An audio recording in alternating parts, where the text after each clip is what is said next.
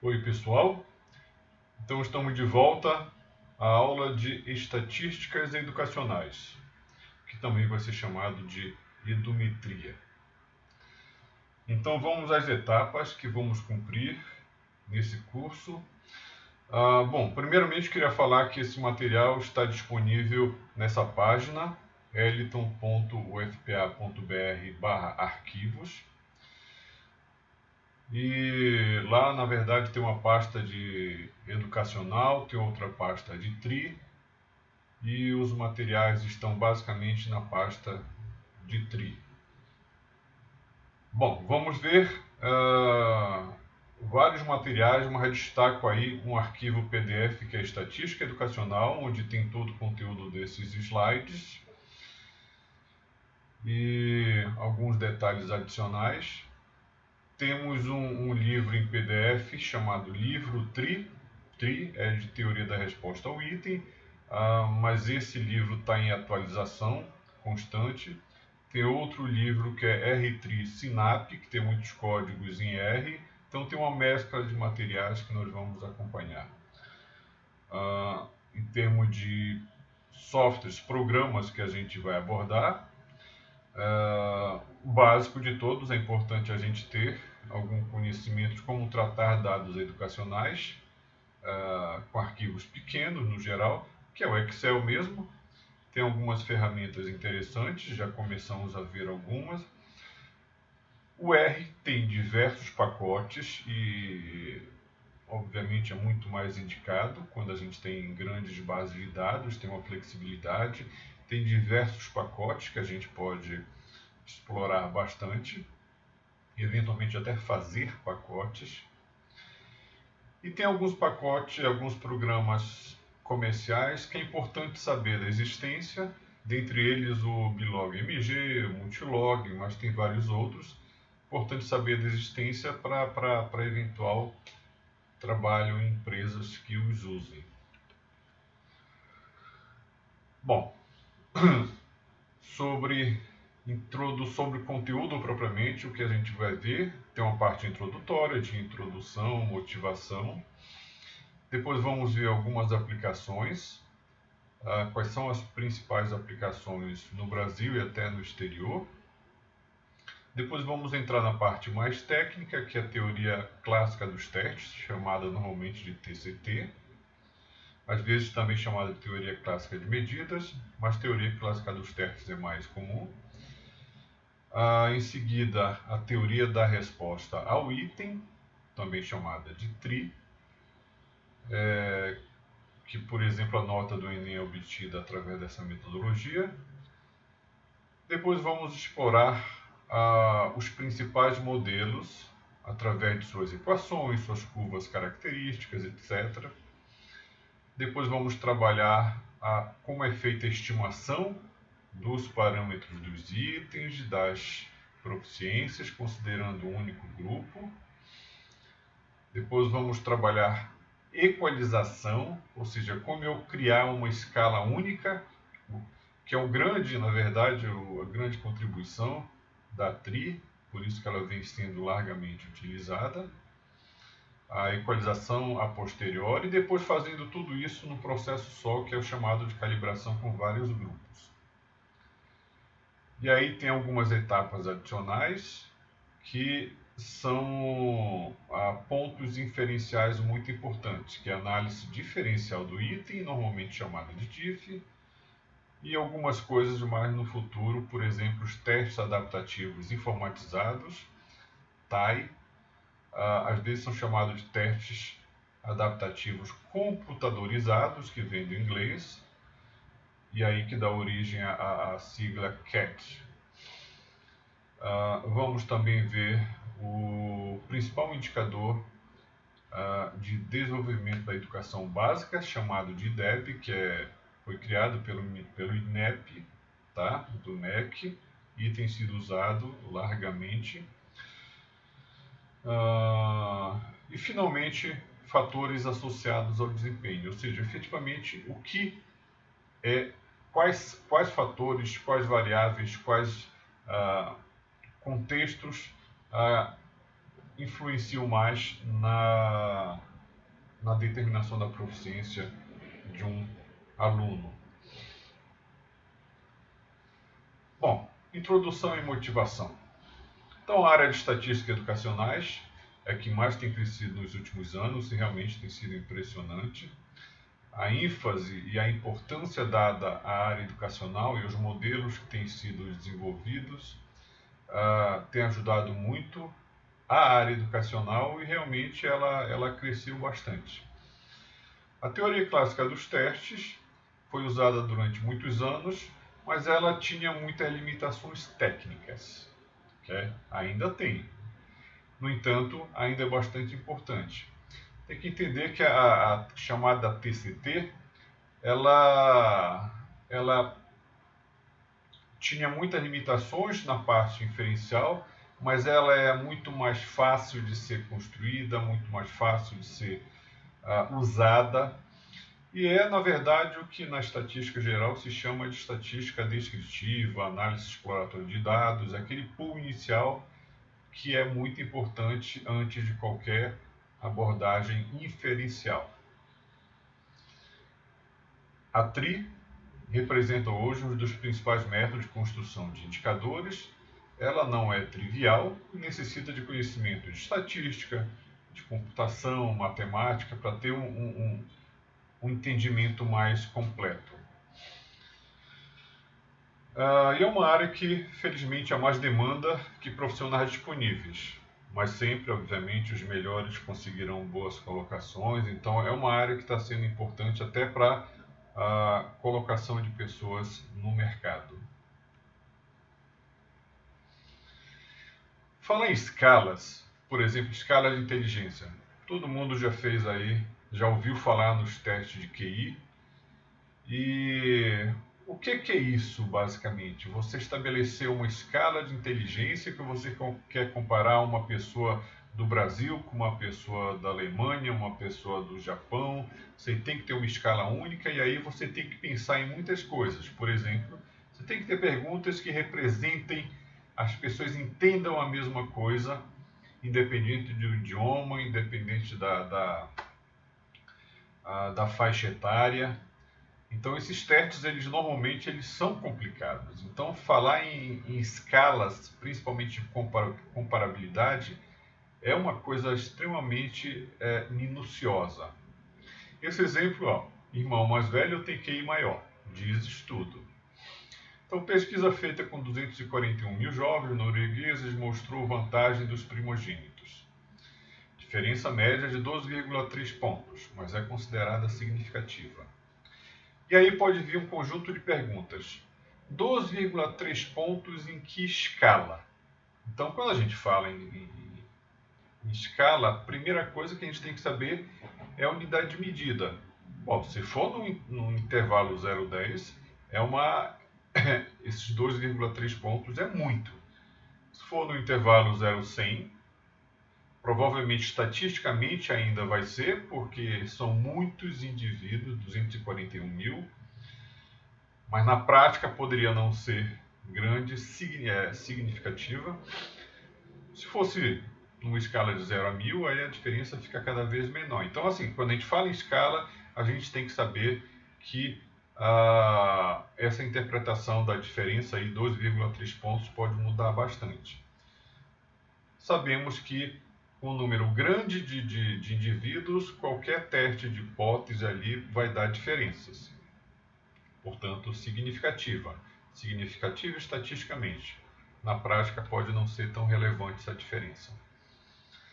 Então, um estudo polêmico, mas com apoio estatístico a toda a prova, promete semear a discórdia nas famílias. Uma dupla de pesquisadores noruegueses examinou os testes de QI de mais de 241 mil rapazes de seu país, realizados quando eles estavam prestando serviço militar, e diz ter descoberto que, em média, os irmãos mais velhos têm coeficiente de inteligência superior ao dos irmãos do meio e caçula. Talvez eles tenham sido mais exigidos, então aí entra a questão dos fatores associados ao desempenho. Então, Isso é importante ver isso para falar de escala, para falar de significância. Algumas perguntas importantes a fazer. A ordem de nascimento na família é algo que há muito tempo desperta rivalidade entre irmãos, mas, segundo um novo estudo, também pode influenciar a personalidade e a inteligência da criança. Os primogênitos são tipicamente mais espertos, enquanto os irmãos mais novos têm notas melhores, muitas vezes são mais extrovertidos. Então são características diferentes que eventualmente necessariamente teriam que ter escalas diferentes se fossem medidas. Nos últimos 125 anos, muitos estudos documentaram diferenças de personalidades determinadas pela ordem de nascimento. Um deles mostra que os pais encorajam os mais velhos a seguir carreiras tradicionais, como direito, mas têm uma postura muito mais relaxada em relação aos mais novos. Dos 23 astronautas que foram ao espaço, 21 eram os filhos mais velhos. Uma pesquisa de 2007 com executivos das maiores empresas americanas mostrou que 43% deles eram os filhos mais velhos, enquanto 33% eram do meio e apenas 23% eram os caçulas. Então mostram que realmente existe algo que está influenciando esses números. Só para exemplificar, mas é claro que a gente poderia ter um conjunto de outros exemplos muito interessantes. A questão da comparabilidade vai surgir naturalmente no decorrer dos cursos, mas é importante dizer que não é porque a gente pega dois números, por exemplo, 50%, que eles valem a mesma coisa.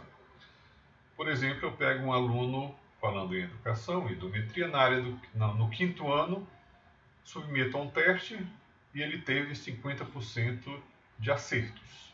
Então, o número dele ali é 50%. E aí eu pego um do ensino médio ou nível superior já e aplico outro teste e também tenho 50%. Então, ambos têm 50%. Será que eles estão exatamente no mesmo nível? Obviamente que não.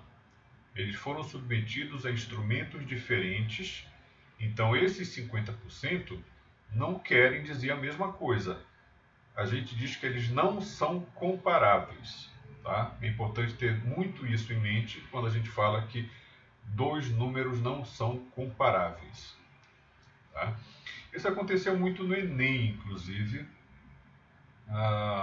quando o número médio de acertos era olhado como a proporção de acerto. E aí você pegava no ano, tinha uma determinada proporção, quando a gente olhava a proporção de todos os que fizeram a prova, uma certa proporção, sei lá, 40% de acerto no geral. E aí você ia para o ano seguinte, aí o pessoal, digamos, apertava mais a prova e aí ficava muito mais difícil, aí a proporção de acerto geral já baixava, ficava em 30%. E aí você diz, pô, mas esses números são comparáveis? São dois percentuais no mesmo exame. E eu digo, não são comparáveis, porque na verdade as provas efetivamente são diferentes, de níveis de dificuldade diferentes, e portanto o produto delas é diferente. Então esses percentuais são produtos delas e eles não são efetivamente comparáveis. Não é comparar número por número e dizer, o desempenho piorou porque o percentual caiu. Não, isso não era verdade. Isso só passou a ser verdade através da utilização de um outro tipo de nota que é dada pela teoria da resposta ao item, que ela tem a característica de ser comparável. Bom, principais aplicações, indicadores. Podemos construir indicadores de forma geral em muitas áreas. As principais são na área da psicologia, mensuração da psicologia, que é a psicometria. Claro que temos também na área de mensuração na biologia, que é a biometria, na área de econometria. Então temos em várias áreas. Tá? Ometria é mensuração em cada área. Assim como na área de educação, se chama de edumetria também. e temos uma grande aplicação de indicadores desses métodos nessa área de edumetria. Obviamente temos na área de saúde, temos na área de infraestrutura, temos na área de qualidade de vida, de gestão, muitos indicadores na área social de forma geral, então nós podemos construir muitos indicadores importantes que ainda podem ser propostos e medidos. Sobre as principais avaliações educacionais. Aí a gente pode elencar várias nacionais, várias internacionais e várias em nível menor nacional, por exemplo, em nível de estado, nível de município e assim por diante. Bom, quase todos os estados, tá? É bom frisar estados, na verdade talvez todos. Muitos municípios, particularmente os maiores, eles têm setores que realizam avaliações educacionais. Em nível federal, o Instituto Nacional de Estudos e Pesquisas Educacionais Anísio Teixeira, tá? INEP, é o órgão de estatística do Ministério da Educação, MEC, e realiza diversas avaliações em âmbito nacional e também é responsável no Brasil por aquelas em escopo internacional. Dentre as avaliações nacionais, nós temos o SAEB, o Sistema de Avaliação da Educação Básica, tá? E é uma avaliação que é feita a cada 2 anos, envolve muita gente, em princípio, todos os alunos do 5º ano, não são todos, mas a grande maioria dos alunos que estão atualmente no 5º ano, no 9º ano e no ensino médio. Tá? Em algumas parcelas essa avaliação é aplicada em termos amostrais e outros populacionais, é censo mesmo. Tem o Enem, o Exame Nacional do Ensino Médio, já amplamente divulgado. Tem o ENSEJ, o Exame Nacional de Certificação de Competência de Jovens e Adultos. Tem os SINAIS, que promove o ENAD, por exemplo, e algumas outras componentes de avaliação. Tem o PISA, o Programa Internacional de Avaliação de Alunos, Estudantes, que é realizado em dezenas de países e aí se constrói uma escala internacional. No Pará foi criado o Sistema Paraense de Avaliação Educacional, mas tem em vários outros estados. Em São Paulo, por exemplo, é o SARESP, no Ceará é o SPAES, MG, Minas Gerais tem o CIMAVE, no Amazonas tem o SADEAN, então tem várias outras iniciativas de avaliações nacionais em vários diversos estados e municípios. Microdados, o que é que eu chamo de microdados? Particularmente os do INEP. Nos microdados temos as respostas em nível micro, tá? Tais como as respostas de cada aluno a cada questão de uma prova e ou questionário, dentre muitas outras observações. Diversas instituições disponibilizam os microdados de suas avaliações ou estudos. Tá? O INEP disponibiliza os microdados de suas avaliações nesse site. Tá? Então, aqui é o endereço mais recente, porque o INEP já mudou esse link, mas esse é um site recente, cujas avaliações, os microdados das avaliações e estudos estão lá, que podem ser baixados por qualquer pessoa. Tá? É importante que esses dados sejam abertos, porque eles podem gerar muitos estudos e assim contribuir, promover a melhoria da gestão educacional. O INEP também coleta informações de cada unidade escolar, tá? Seja da educação básica, no caso das escolas, educação superior, sejam faculdades, universidade de forma geral, institutos federais e assim por diante. Então a gente tem um conjunto de avaliações, estudos e tem medidas de escolas e que podem ser obtidas através dos censos. Então ele faz essa coleta anualmente, no caso através do censo escolar da educação básica e censo da educação superior no mesmo site que está indicado acima, nesse site aqui. Tá? E é muito importante visitar esse site e explorar como são algumas dessas bases. Mas eu adianto alguma coisa. Estrutura e leitura dos microdados. Normalmente os microdados são disponibilizados em um único arquivo compactado. Tá? Então você baixa o arquivo completo e você descompacta no seu computador. E aí vão ter várias pastas. Então essa estrutura, ou seja, as pastas, pode variar, mas há características comuns.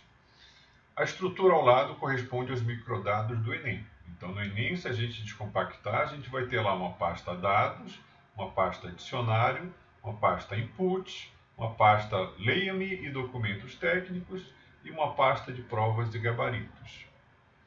Então na pasta dados temos os arquivos de dados propriamente. Tá? No caso do Enem, tem arquivos de respostas dos alunos aos itens. Normalmente são arquivos grandes. Nós temos arquivos com características dos itens, ou seja, as questões aplicadas aos testes. Eu falo aos testes no plural porque, na verdade, o Enem ele tem normalmente 2 ou mais aplicações por ano. Então, essas aplicações, esses resultados estarão lá.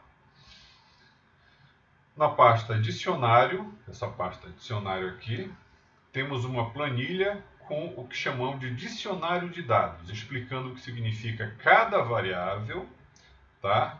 E quais são os seus valores possíveis. Digamos que uma variável fosse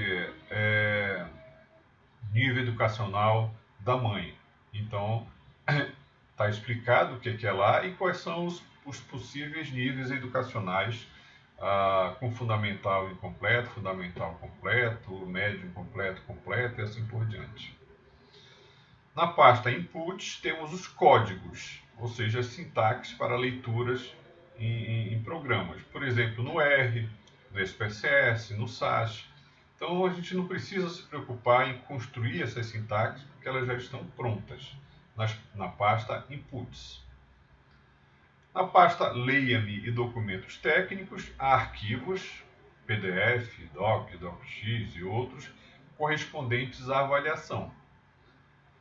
Tá? Por exemplo, no caso do Enem, as matrizes correspondentes às áreas e outros arquivos.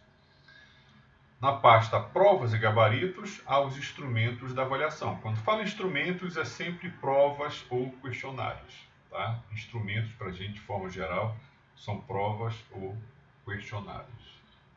Então, é muito importante a gente saber, muito importante ir lá no site do INEP, basicamente, e olhar um pouquinho desses dados, já baixar um. Normalmente eles são arquivos, se procurar os últimos Enem, eles são arquivos grandes, são arquivos que vão estar com 700 megas, por exemplo, 800, já teve Enem anterior de ter muito mais gente, então são arquivos relativamente grandes que tem que baixar, tem que esperar, descompactar e explorar um pouquinho. Microdados diversos. Então, alguns estados e municípios também disponibilizam microdados. Por exemplo, o município de São Paulo disponibiliza nesse site aí. Tá? Mas dá para explorar muitos outros sites onde tenha microdados de estudos e avaliações. A gente pode frisar aqui alguns que eu não coloquei o endereço, porque eventualmente estavam mudando, então é importante só dizer que tem e fazer uma boa busca para encontrar os microdados. Por exemplo, o IBGE apresenta os microdados para a gente baixar, Ministério do Trabalho, Ministério da Saúde e vários outros que, se a gente quiser, a gente encontra. Eventualmente de Covid, mas assim, para deixar o ambiente mais amplo, preferi manter esses daí e falar sobre, basicamente, da educação. Então é isso que a gente tem que inicialmente explorar, buscar, baixar alguns desses dados educacionais e explorar que isso aqui a gente vai precisar durante o curso. E aí segue um exemplozinho para a gente começar a acreditar um pouquinho ou ter um senso crítico nesses dados. A pergunta é: nós podemos prever a altura de uma pessoa com base em algumas perguntas? Falando em previsão, estou falando em medir diretamente. Já existe uma fita métrica. E eu posso simplesmente pegar essa fita métrica que um dia alguém inventou, criou uma escala, inventou a fita métrica e pronto. Todo mundo já usa essa fita métrica para medir a escala. Mas no caso de conhecimento, não existe uma fita métrica para botar na cabeça e medir qual o conhecimento de uma pessoa em determinada área. Então, quando não tem isso, a gente tem o conhecimento latente, tá? Uma variável latente que precisa ser medida. E aí entram esses estudos todos em que a gente não pode medir diretamente. O caso da altura é importante porque a gente sabe o valor numérico e a gente pode tentar prever através de algumas perguntas. Tá? E aí tem esses questionários de altura, são poucas, só para dar uma ideia, não vai ter toda aquela precisão que a gente quer.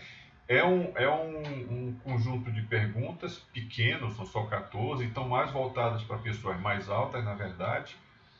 E a ideia dessas perguntas é sempre dizer, se a pessoa vai responder sim ou não, o sim vai estar associado a pessoas mais altas e o não a pessoas mais baixas. Tá? Então lembre-se, toda vez que a gente vai fazer uma pergunta, é importante que a gente tenha isso em mente. Nesse caso, todos os sims têm por objetivo alcançar as pessoas mais altas e o não as pessoas mais baixas. Quando a gente faz um questionário geral de pesquisa estatística, muitas vezes a gente põe perguntas invertidas. A gente põe com dois objetivos. Um, que pode realmente ficar muito mais claro quando a pergunta é invertida. Mas muitas vezes a gente quer estudar a coerência de perguntas. Então, muitas vezes, quando um questionário é grande, você coloca uma pergunta e uma outra muito similar no sentido invertido. Porque se a pessoa responder as duas no mesmo sentido, quer dizer que provavelmente ela não está respondendo com seriedade essas perguntas. Então, essas perguntas de checagem, elas são muito importantes quando a gente tem questionários grandes. Nesse caso, a gente não precisa. A gente precisa basicamente dar um exemplo. Portanto, essas 14 perguntas vão focar nesse ponto e com sempre o não representando pessoas mais baixas, um representando pessoas mais altas. Primeiro na cama você frequentemente sente frio nos pés? Então, quando se pensou nisso foi, normalmente pessoas mais altas, que muitas vezes têm frios nos extremos, nas mãos, nos pés, pessoas mais altas muitas vezes até ficam com os pés descobertos no meio da noite e claro que isso não vai acontecer com todo mundo, mas a estatística assim não olha individualmente, ela olha o conjunto. Então, pessoas mais altas eventualmente podem sentir mais frios nos pés. Então, essa é a primeira pergunta. A segunda, você frequentemente desce as escadas de 2 em 2 degraus? Então, normalmente, pessoas mais altas têm essa característica de descer de 2 em 2 degraus, ou até mais. Pessoas mais baixas não. Então, você acha que se daria bem em um time de basquete?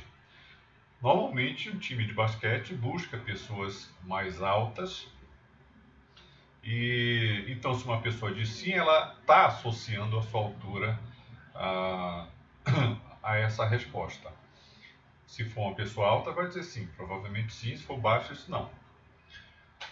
Como policial, você impressionaria bastante?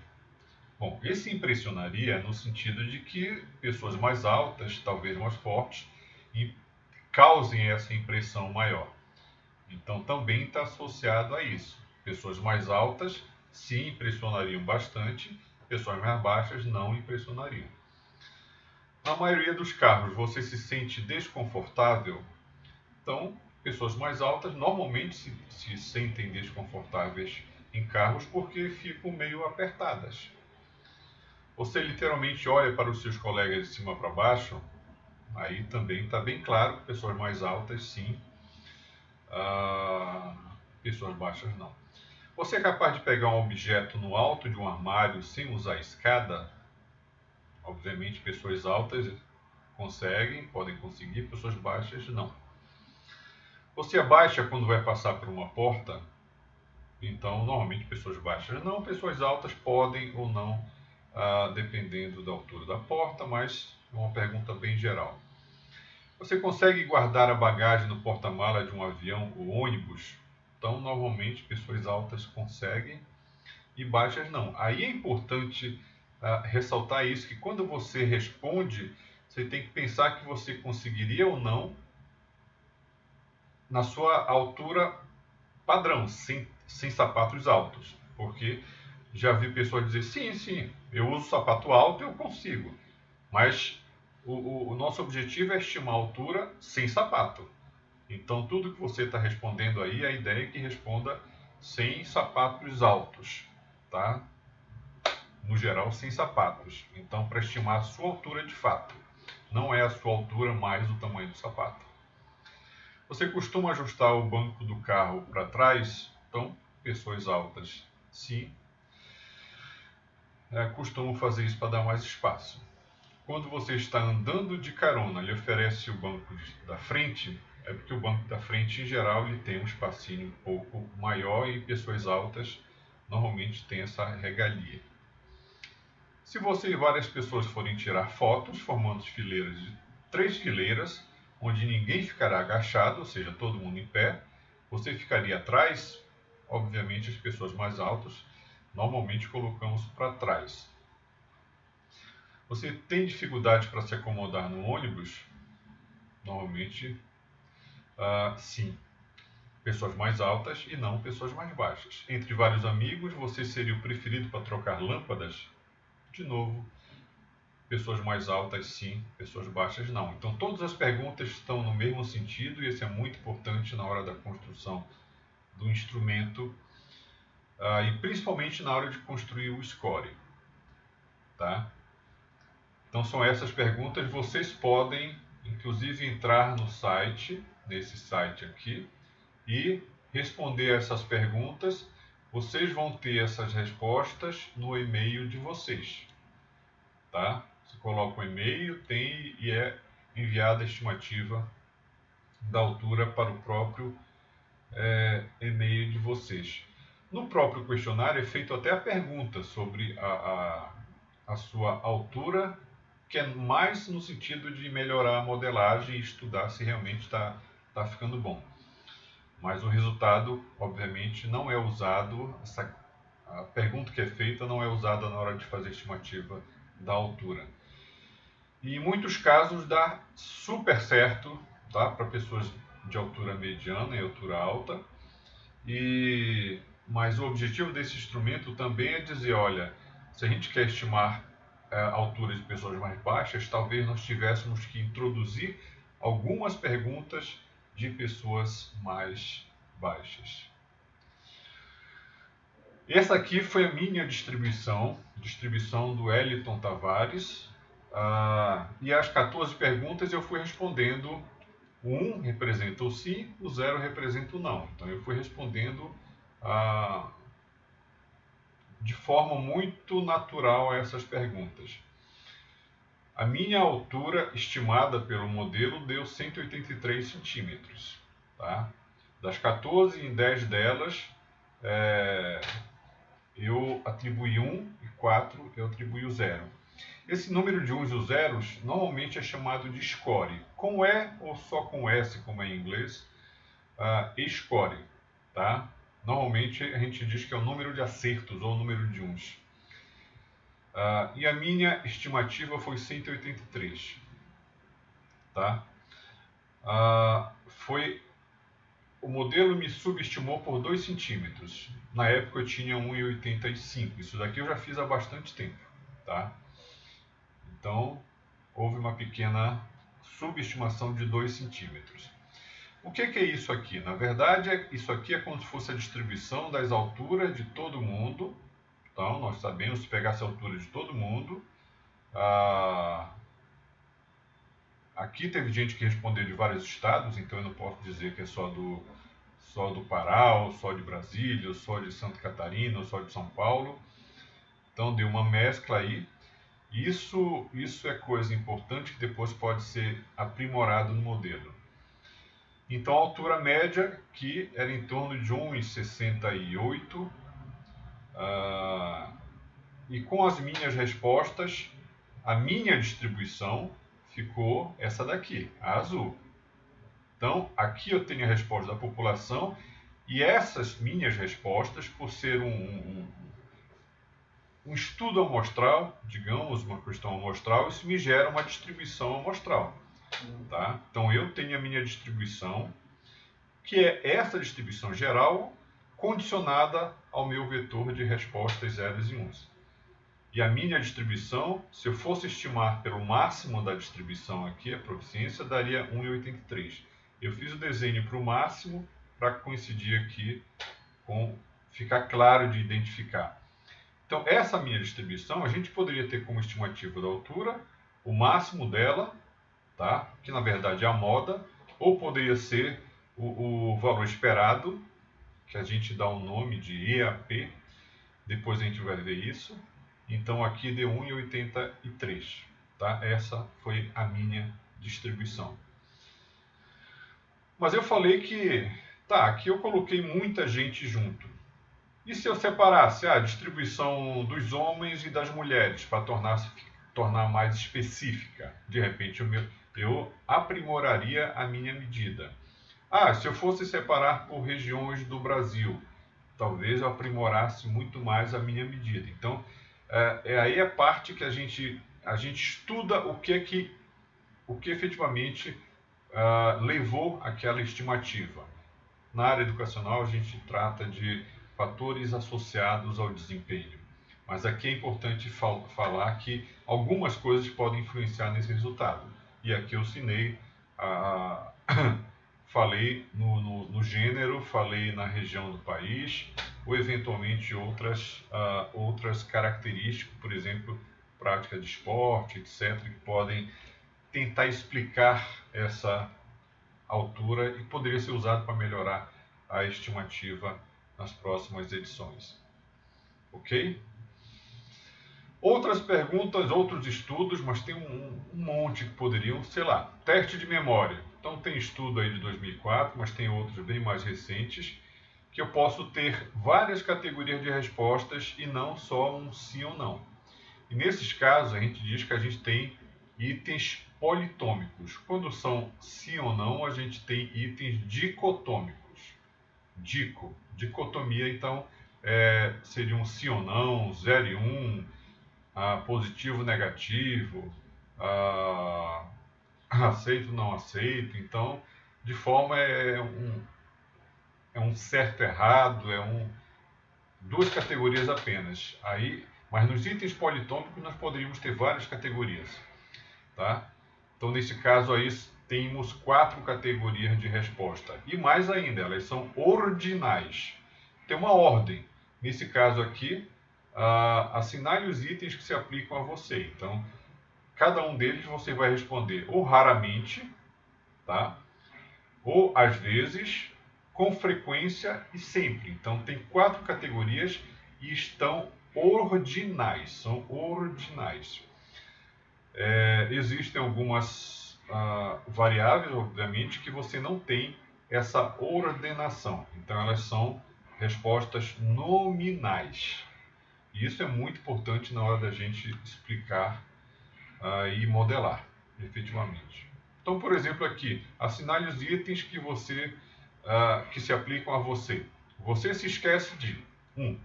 Compromissos. 2. Então, compromisso. Raramente, às vezes, com frequência e sempre. Pagar contas. Raramente, às vezes, com frequência e sempre. Então, você teria que assinalar aqui qual é a sua categoria de respostas. E no final você vai ter lá 1, 2, 3, 4. 1, 2, 3, 4. Às vezes a gente chama de 0, 1, 2, 3. indicando qual foi a categoria de resposta que nós atribuímos. Tá? Então temos um monte de possibilidade de estabelecimento de indicadores com base nessas metodologias. Por exemplo, possíveis escalas a mensurar, eventualmente, estou falando, escala de beleza, escala de romantismo, escala de dedicação ao trabalho, estudo, escala de extroversão ou timidez, escala de predisposição à gripe, um tipo de gripe, escala de amor pelo futebol, escala de brasilidade, escala de conhecedor de cerveja, escala de inovação tecnológica, escala de confiabilidade. Nessa época de pandemia, temos falado muito em escalas associadas a abandono de alguma forma, abandono escolar, seja na educação básica ou no superior. Então essas escalas de evasão, elas têm sido muito trabalhadas nesse período. Nós podemos ter numa empresa diversos tipos de escalas a mensurar. E essa metodologia ela é muito rica para esse tipo de abordagem. Tá? A metodologia que eu falei aqui é a teoria da resposta ao item, mas a gente pode ter várias outras considerações em estabelecimento de escalas.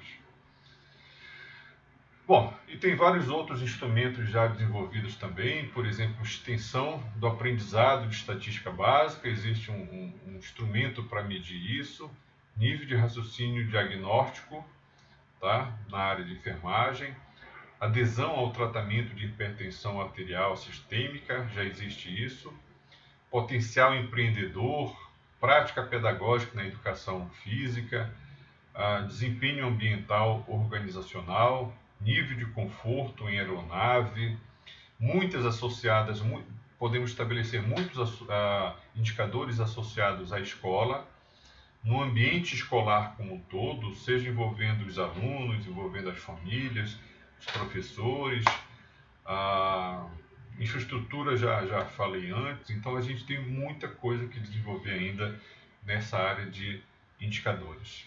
Então, é um grande trabalho que tem pela frente, por isso que tem realmente desenvolvido bastante ultimamente.